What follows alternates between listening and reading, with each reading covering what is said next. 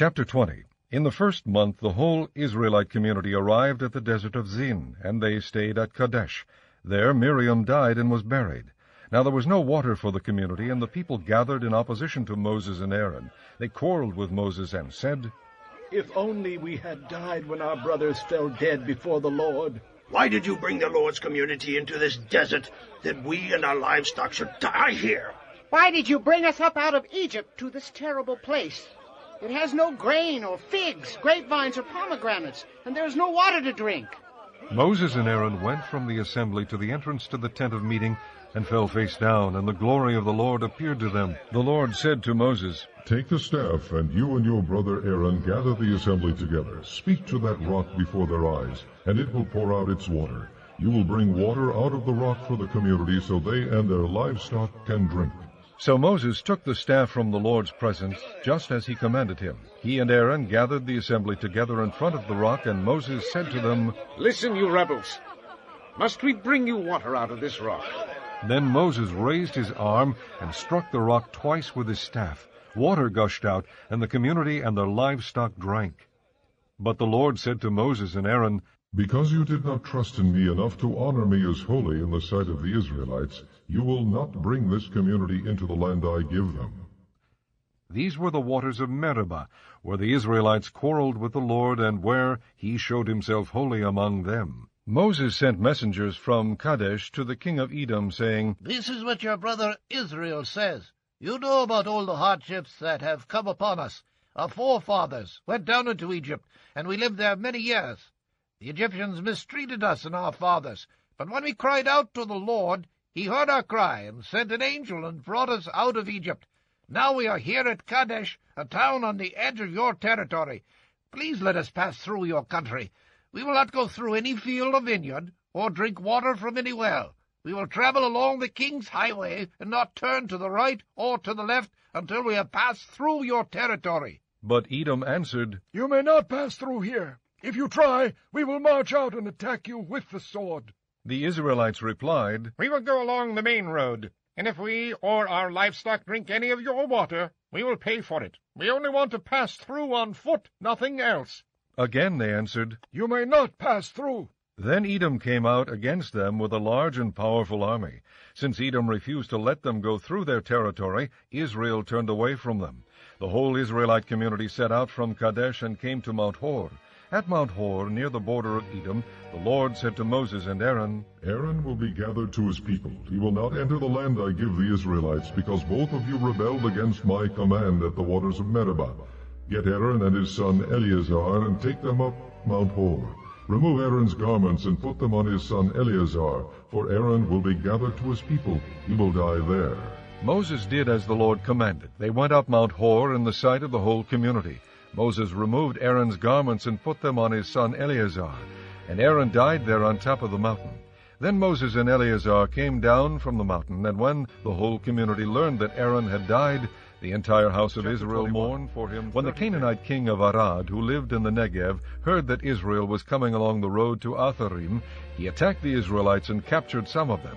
Then Israel made this vow to the Lord, "If you will deliver these people into our hands, we will totally destroy their cities." The Lord listened to Israel's plea and gave the Canaanites over to them. They completely destroyed them and their towns, so the place was named Hormah. They traveled from Mount Hor along the route to the Red Sea to go around Edom. But the people grew impatient on the way. They spoke against God and against Moses and said, "Why have you brought us up out of Egypt to die in the desert? There is no bread. There is no water, and we detest this miserable food." Then the Lord sent venomous snakes among them.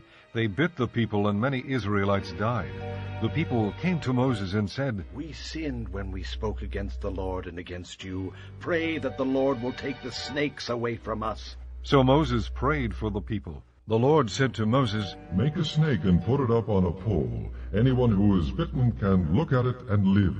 So Moses made a bronze snake and put it up on a pole. Then when anyone was bitten by a snake and looked at the bronze snake, he lived.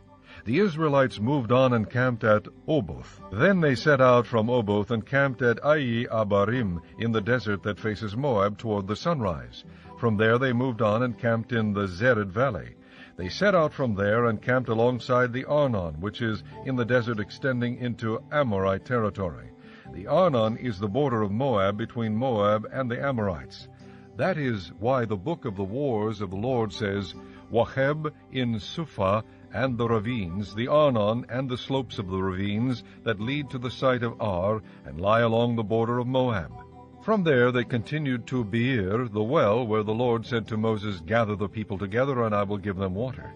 Then Israel sang this song, Spring up, O well, sing about the well that the princes dug, that the nobles of the people sank, the nobles with scepters and staffs. Then they went from the desert to Mattanah, from Mattanah to Nahaliel, from Nahaliel to Bamoth, and from Bamoth to the valley in Moab, where the top of Pisgah overlooks the wasteland. Israel sent messengers to say to Sihon, king of the Amorites, Let us pass through your country. We will not turn aside into any field or vineyard, or drink water from any well. We will travel along the king's highway until we have passed through your territory. But Sihon would not let Israel pass through his territory. He mustered his entire army and marched out into the desert against Israel. When he reached Jahaz, he fought with Israel. Israel, however, put him to the sword and took over his land from the Arnon to the Jabbok, but only as far as the Ammonites, because their border was fortified. Israel captured all the cities of the Amorites and occupied them, including Heshbon and all its surrounding settlements. Heshbon was the city of Sihon, king of the Amorites, who had fought against the former king of Moab, and had taken from him all his land as far as the Arnon. That is why the poets say, Come to Heshbon, and let it be rebuilt, let Sihon city be restored. Fire went out from Heshbon, a blaze from the city of Sihon. It consumed Ar of Moab, the citizens of Arnon's heights. Woe to you, O Moab! You are destroyed, O people of Chemosh. He has given up his sons as fugitives and his daughters as captives to Sihon, king of the Amorites. But we have overthrown them. Heshbon is destroyed all the way to Dibon. We have demolished them as far as Nophah, which extends to Medeba. So Israel settled in the land of the Amorites.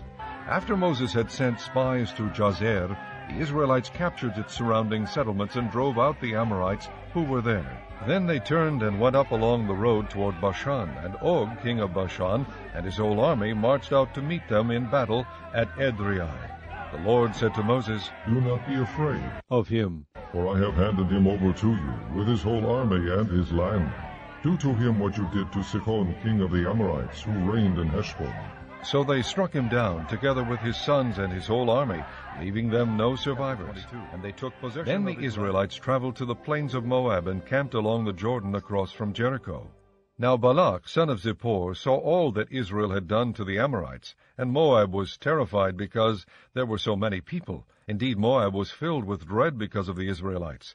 The Moabites said to the elders of Midian, This horde is going to lick up everything around us, as an ox licks up the grass of the field. So Balak, son of Zippor, who was king of Moab at that time, sent messengers to summon Balaam, son of Beor, who was at Pethor near the river, in his native land. Balak said, A people has come out of Egypt. They cover the face of the land and have settled next to me. Now come and put a curse on these people, because they are too powerful for me. Perhaps then I will be able to defeat them and drive them out of the country. For I know that those you bless are blessed, and those you curse are cursed. The elders of Moab and Midian left, taking with them the fee for divination.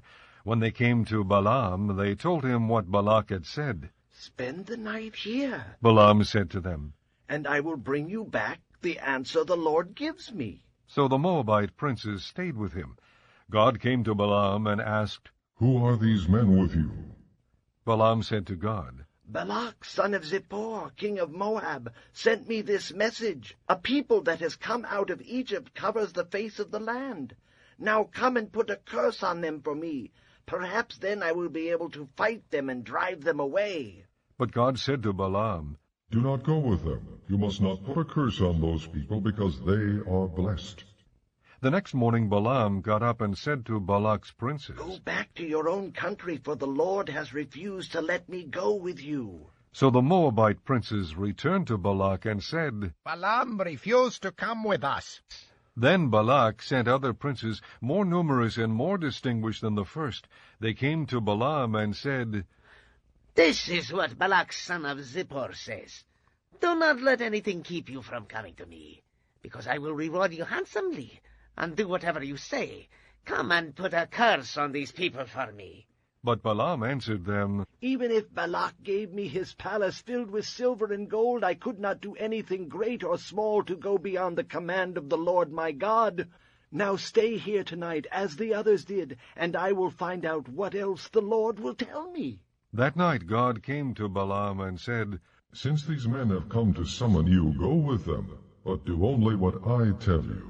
Balaam got up in the morning, saddled his donkey, and went with the princes of Moab. But God was very angry when he went, and the angel of the Lord stood in the road to oppose him. Balaam was riding on his donkey, and his 2 servants were with him. When the donkey saw the angel of the Lord standing in the road with a drawn sword in his hand, she turned off the road into a field. Balaam beat her to get her back on the road. Then the angel of the Lord stood in a narrow path between 2 vineyards with walls on both sides. When the donkey saw the angel of the Lord, she pressed close to the wall, crushing Balaam's foot against it. So he beat her again. Then the angel of the Lord moved on ahead and stood in a narrow place where there was no room to turn, either to the right or to the left. When the donkey saw the angel of the Lord, she lay down under Balaam, and he was angry and beat her with his staff. Then the Lord opened the donkey's mouth, and she said to Balaam, What have I done to you to make you beat me these 3 times? Balaam answered the donkey, You have made a fool of me. If I had a sword in my hand, I would kill you right now. The donkey said to Balaam, Am I not your own donkey, which you have always ridden to this day? Have I been in the habit of doing this to you? No, he said. Then the Lord opened Balaam's eyes, and he saw the angel of the Lord standing in the road with his sword drawn. So he bowed low and fell face down. The angel of the Lord asked him, Why have you beat your donkey these 3 times? I have come here to oppose you because your path is a reckless one before me. The donkey saw me and turned away from me these 3 times. If she had not turned away, I would certainly have killed you by now, but I would have spared her. Balaam said to the angel of the Lord, I have sinned. I did not realize you were standing in the road to oppose me. Now, if you are displeased, I will go back. The angel of the Lord said to Balaam, Go with the men, but speak only what I tell you. So Balaam went with the princes of Balak. When Balak heard that Balaam was coming, he went out to meet him at the Moabite town on the Arnon border, at the edge of his territory. Balak said to Balaam, Did I not send you an urgent summons? Why didn't you come to me? Am I really not able to reward you? Well, I have come to you now. Balaam replied, But can I say just anything? I must speak only what God puts in my mouth. Then Balaam went with Balak to Kiriath-Huzoth. Balak sacrificed cattle and sheep and gave some to Balaam and the princes who were with him. The next morning Balak took Balaam up to Bamoth Baal, and from there he saw Balaam said, Build me 7 altars here, and prepare 7 bulls and 7 rams for me. Balak did as Balaam said, and the 2 of them offered a bull and a ram on each altar. Then Balaam said to Balak, Stay here beside your offering while I go aside. Perhaps the Lord will come to meet with me. Whatever he reveals to me, I will tell you. Then he went off to a barren height. God met with him, and Balaam said, I have prepared 7 altars, and on each altar I have offered a bull and a ram. The Lord put a message in Balaam's mouth and said, Go back to Balak and give him this message. So he went back to him and found him standing beside his offering with all the princes of Moab. Then Balaam uttered his oracle. Balak brought me from Aram, the king of Moab from the eastern mountains. Come, he said, curse Jacob for me. Come, denounce Israel. How can I curse those whom God has not cursed? How can I denounce those whom the Lord has not denounced? From the rocky peaks I see them, from the heights I view them. I see a people who live apart and do not consider themselves one of the nations.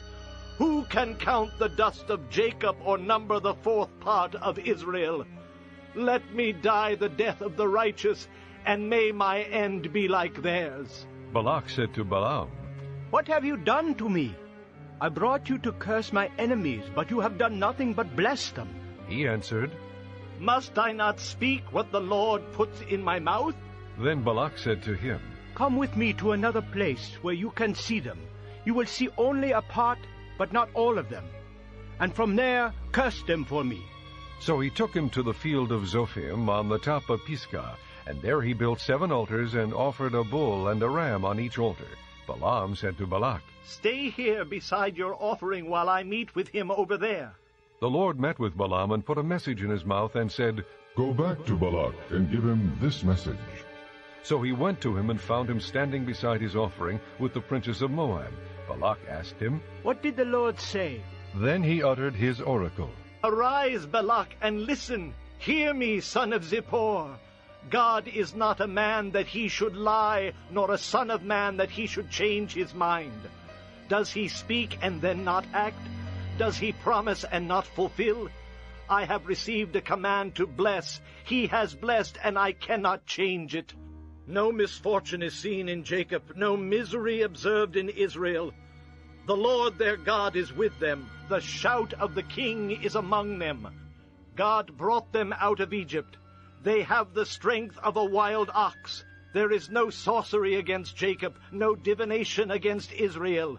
It will now be said of Jacob and of Israel, see what God has done. The people rise like a lioness. They rouse themselves like a lion that does not rest till he devours his prey and drinks the blood of his victims." Then Balak said to Balaam, "Neither curse them at all, nor bless them at all." Balaam answered, "Did I not tell you I must do whatever the Lord says?" Then Balak said to Balaam, "Come, let me take you to another place. Perhaps it will please God to let you curse them for me from there." And Balak took Balaam to the top of Peor, overlooking the wasteland. Balaam said, "Build me 7 altars here, and prepare 7 bulls and 7 rams for me." Balak did as Balaam had said, and offered a bull and a ram. Now when Balaam saw that it pleased the Lord to bless Israel, he did not resort to sorcery as at other times, but turned his face toward the desert. When Balaam looked out and saw Israel encamped tribe by tribe, the Spirit of God came upon him, and he uttered his oracle. "The oracle of Balaam, son of Beor, the oracle of one whose eyes sees clearly, the oracle of one who hears the words of God, who sees a vision from the Almighty, who falls prostrate and whose eyes are opened. How beautiful are your tents, O Jacob, your dwelling places, O Israel. Like valleys they spread out, like gardens beside a river, like aloes planted by the Lord, like cedars beside the waters. Water will flow from their buckets, their seed will have abundant water. Their king will be greater than Agag, their kingdom will be exalted. God brought them out of Egypt. They have the strength of a wild ox. They devour hostile nations and break their bones in pieces. With their arrows they pierce them. Like a lion they crouch and lie down, like a lioness who dares to rouse them. May those who bless you be blessed, and those who curse you be cursed." Then Balak's anger burned against Balaam. He struck his hands together and said to him, "I summoned you to curse my enemies, but you have blessed them these 3 times. Now leave at once and go home. I said I would reward you handsomely, but the Lord has kept you from being rewarded." Balaam answered Balak, "Did I not tell the messengers you sent me? Even if Balak gave me his palace filled with silver and gold, I could not do anything of my own accord, good or bad, to go beyond the command of the Lord. And I must say only what the Lord says. Now I am going back to my people. But come, let me warn you of what this people will do to your people in days to come." Then he uttered this oracle. "The oracle of Balaam, son of Beor, the oracle of one whose eyes sees clearly, the oracle of one who hears the words of God, who has knowledge from the Most High, who sees a vision from the Almighty, who falls prostrate and whose eyes are opened. I see him, but not now. I behold him, but not near. A star will come out of Jacob. A scepter will rise out of Israel. He will crush the foreheads of Moab, the skulls of all the sons of Sheth. Edom will be conquered. Seir, his enemy, will be conquered. But Israel will grow strong. A ruler will come out of Jacob and destroy the survivors of the city." Then Balaam saw Amalek and uttered his oracle. "Amalek was first among the nations, but he will come to ruin at last." Then he saw the Kenites and uttered his oracle. Your dwelling place is secure, your nest is set in a rock. Yet you Kenites will be destroyed when Ashur takes you captive. Then he uttered his oracle. Ah, who can live when God does this? Ships will come from the shores of Kittim. They will subdue Ashur and Aber, but they too will come to ruin. Then Balaam got up and returned home, and Balak went his own way. Chapter 25. While Israel was staying in Shittim, the men began to indulge in sexual immorality with Moabite women, who invited them to the sacrifices to their gods. The people ate and bowed down before these gods. So Israel joined in worshiping the Baal of Peor, and the Lord's anger burned against them. The Lord said to Moses, Take all the leaders of these people, kill them, and expose them in broad daylight before the Lord, so that the Lord's fierce anger may turn away from Israel. So Moses said to Israel's judges, Each of you must put to death those of your men who have joined in worshipping the Baal of Peor. Then an Israelite man brought to his family a Midianite woman right before the eyes of Moses and the whole assembly of Israel, while they were weeping at the entrance to the tent of meeting. When Phinehas, son of Eleazar, the son of Aaron the priest, saw this, he left the assembly, took a spear in his hand, and followed the Israelite into the tent. He drove the spear through both of them, through the Israelite and into the woman's body.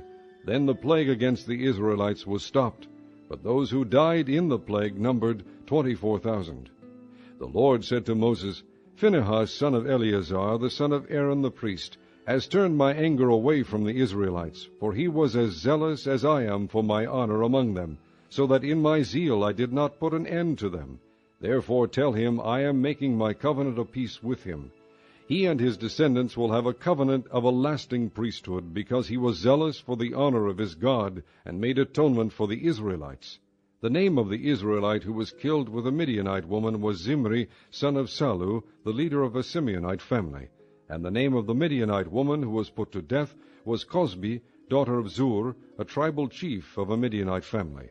The Lord said to Moses, Treat the Midianites as enemies, and kill them, because they treated you as enemies when they deceived you in the affair of Peor, and their sister Cosbi, the daughter of a Midianite leader, the woman who was killed when the plague came as a result of After the plague, the Lord said to Moses and Eleazar, son of Aaron the priest, Take a census of the whole Israelite community by families, all those 20 years old or more who were able to serve in the army of Israel.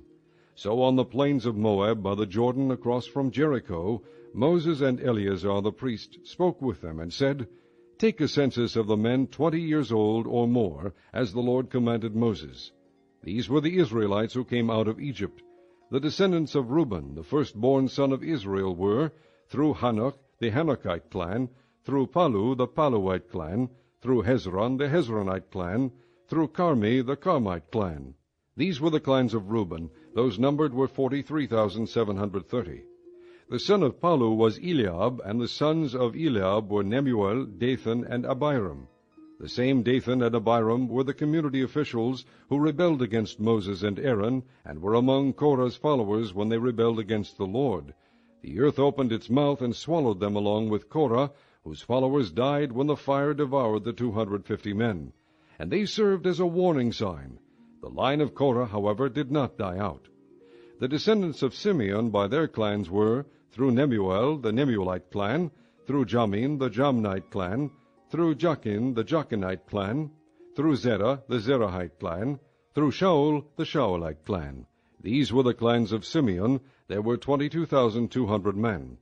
The descendants of Gad by their clans were, through Zephon, the Zephonite clan, through Haggai, the Haggite clan, through Shuni, the Shunite clan, through Ozni, the Oznite clan, through Eri, the Erite clan, through Arodi, the Arodite clan, through Areli, the Arelite clan.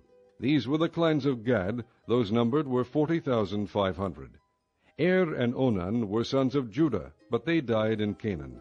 The descendants of Judah by their clans were, through Shelah, the Shelonite clan, through Perez, the Perezite clan, through Zerah, the Zerahite clan. The descendants of Perez were, through Hezron, the Hezronite clan, through Hamul, the Hamulite clan. These were the clans of Judah. Those numbered were 76,500. The descendants of Issachar by their clans were, through Tola, the Toalite clan, through Puah, the Puahite clan, through Jashub, the Jashubite clan, through Shimron, the Shimronite clan. These were the clans of Issachar. Those numbered were 64,300.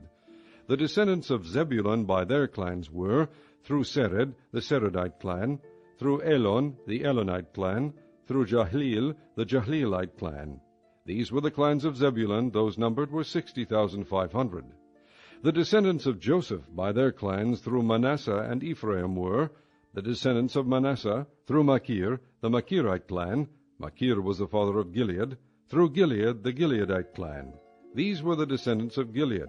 Through Iezer, the Iezerite clan. Through Halek, the Halekite clan. Through Azriel, the Azrielite clan. Through Shechem, the Shechemite clan. Through Shemida, the Shemidaite clan. Through Hepher, the Hepherite clan. Zelophehad, son of Hepher, had no sons. He had only daughters, whose names were Mala, Noah, Hoglah, Milcah, and Tirzah. These were the clans of Manasseh. Those numbered were 52,700. These were the descendants of Ephraim by their clans. Through Shuthelah, the Shuthelahite clan. Through Becher, the Becherite clan. Through Tachan, the Tachanite clan. These were the descendants of Shuthelah. Through Aaron, the Aaronite clan. These were the clans of Ephraim. Those numbered were 32,500. These were the descendants of Joseph by their clans.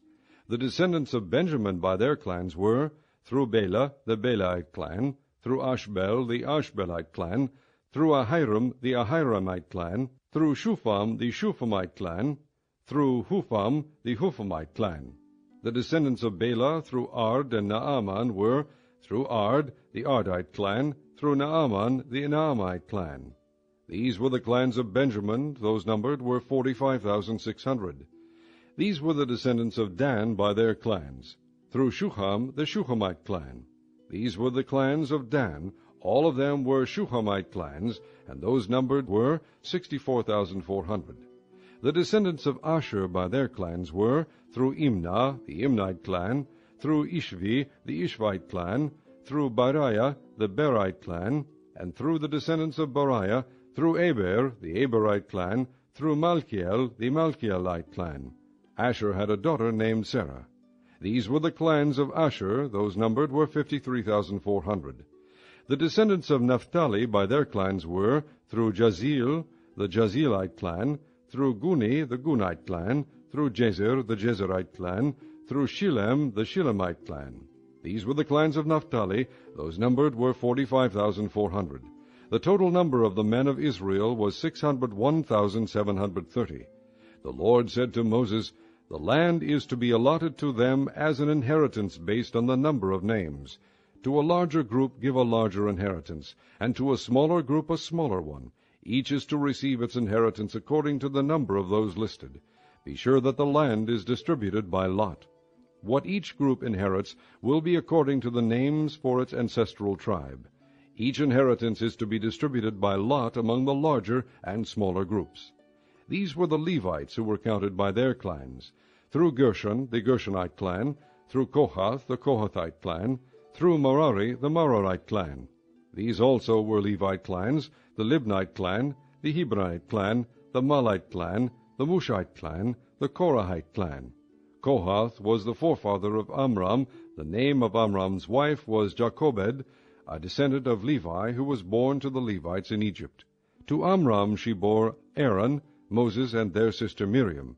Aaron was the father of Nadab and Abihu, Eleazar and Ithamar.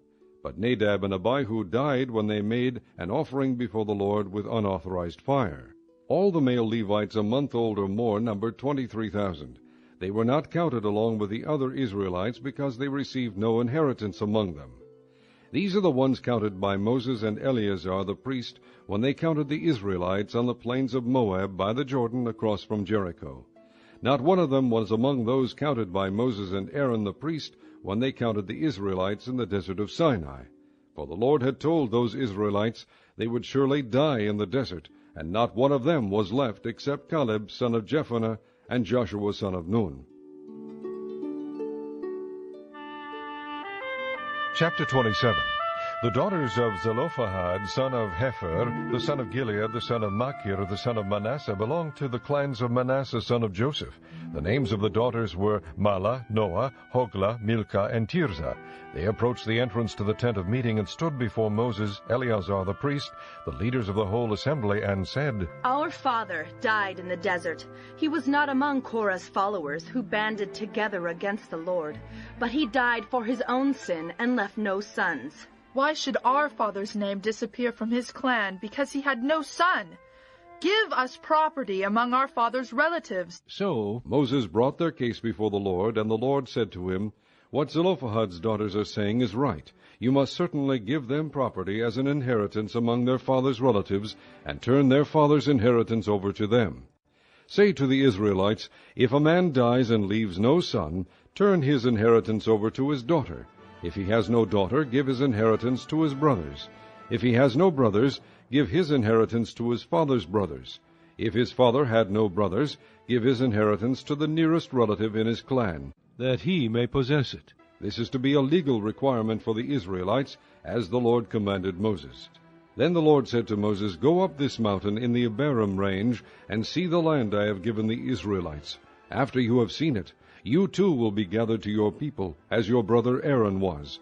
For when the community rebelled at the waters in the desert of Zin, both of you disobeyed my command to honor me as holy before their eyes. These were the waters of Meribah Kadesh in the desert of Zin.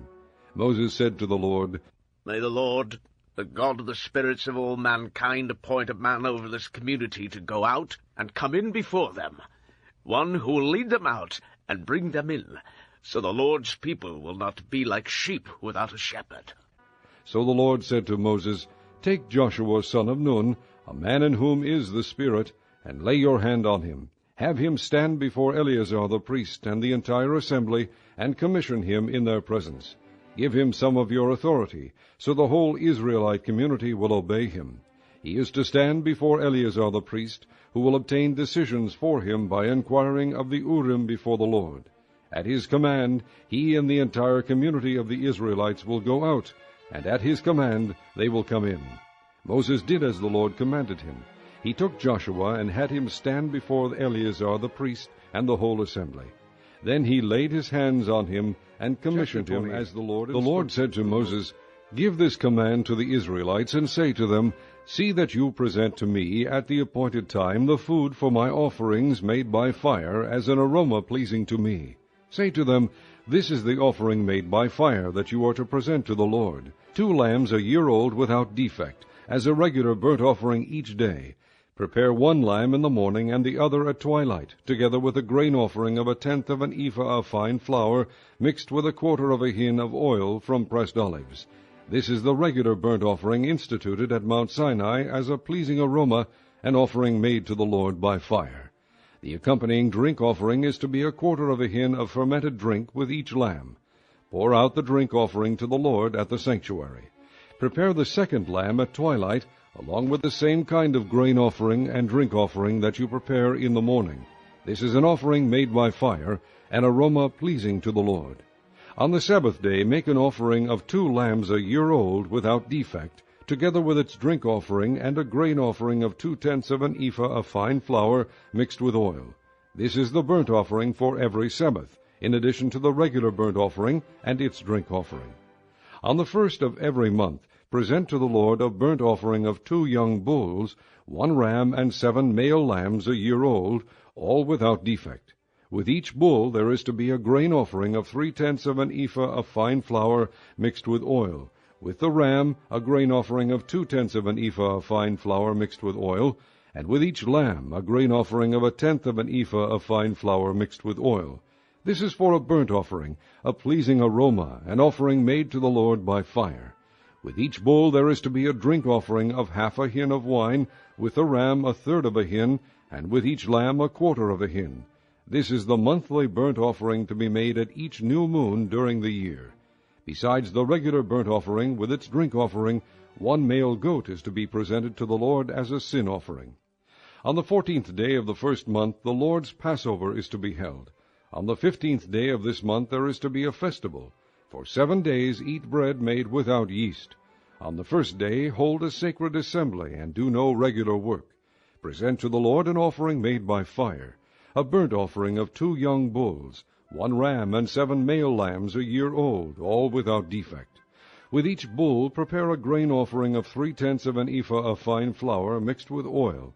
With the ram 2/10, and with each of the 7 lambs 1/10. Include 1 male goat as a sin offering to make atonement for you. Prepare these in addition to the regular morning burnt offering. In this way prepare the food for the offering made by fire every day for 7 days, as an aroma pleasing to the Lord. It is to be prepared in addition to the regular burnt offering and its drink offering. On the 7th day hold a sacred assembly, and do no regular work. On the day of first fruits, when you present to the Lord an offering of new grain during the Feast of Weeks, hold a sacred assembly, and do no regular work. Present a burnt offering of 2 young bulls, 1 ram, and 7 male lambs a year old, as an aroma pleasing to the Lord. With each bull there is to be a grain offering of 3/10 of an ephah of fine flour mixed with oil. With the ram 2/10, and with each of the 7 lambs 1/10. Include 1 male goat to make atonement for you. Prepare these together with their drink offerings, in addition to the regular burnt offering and its grain offering. Be sure the animals are without. On the first day of the 7th month, hold a sacred assembly, and do no regular work. It is a day for you to sound the trumpets. As an aroma pleasing to the Lord, prepare a burnt offering of 1 young bull, 1 ram, and 7 male lambs a year old, all without defect. With the bull prepare a grain offering of 3/10 of an ephah of fine flour mixed with oil. With the ram 2/10, and with each of the 7 lambs 1/10. Include 1 male goat as a sin offering to make atonement for you. These are in addition to the monthly and daily burnt offerings with their grain offerings and drink offerings as specified. They are offerings made to the Lord by fire, a pleasing aroma. On the 10th day of this 7th month, hold a sacred assembly. You must deny yourselves and do no work. Present as an aroma pleasing to the Lord a burnt offering of 1 young bull, 1 ram, and 7 male lambs a year old, all without defect. With the bull prepare a grain offering of 3/10 of an ephah of fine flour mixed with oil. With the ram 2/10, and with each of the 7 lambs 1/10. Include 1 male goat as a sin offering.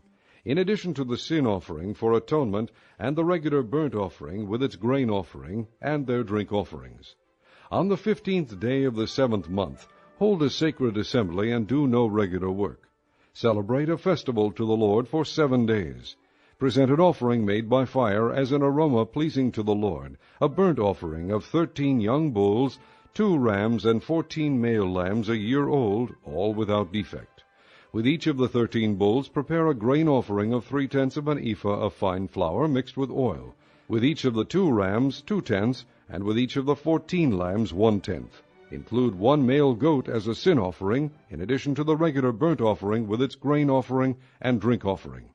On the 2nd day prepare 12 young bulls, 2 rams, and 14 male lambs a year old, all without defect. With the bulls, rams, and lambs prepare their grain offerings and drink offerings according to the number specified. Include 1 male goat as a sin offering, in addition to the regular burnt offering with its grain offering and their drink offerings. On the 3rd day prepare 11 bulls, 2 rams, and 14 male lambs a year old, all without defect. With the bulls, rams, and lambs prepare their grain offerings and drink offerings according to the number specified. Include 1 male goat as a sin offering, in addition to the regular burnt offering with its grain offering and drink offering. On the 4th day prepare 10 bulls, 2 rams, and 14 male lambs a year old, all without defect. With the bulls, rams, and lambs prepare their grain offerings and drink offerings according to the number specified. Include 1 male goat as a sin offering, in addition to the regular burnt offering with its grain offering and drink offering. On the 5th day prepare 9 bulls, 2 rams, and 14 male lambs a year old, all without defect. With the bulls, rams, and lambs prepare their grain offerings and drink offerings according to the number specified. Include 1 male goat as a sin offering, in addition to the regular burnt offering with its grain offering and drink offering. On the 6th day prepare 8 bulls, 2 rams, and 14 male lambs a year old,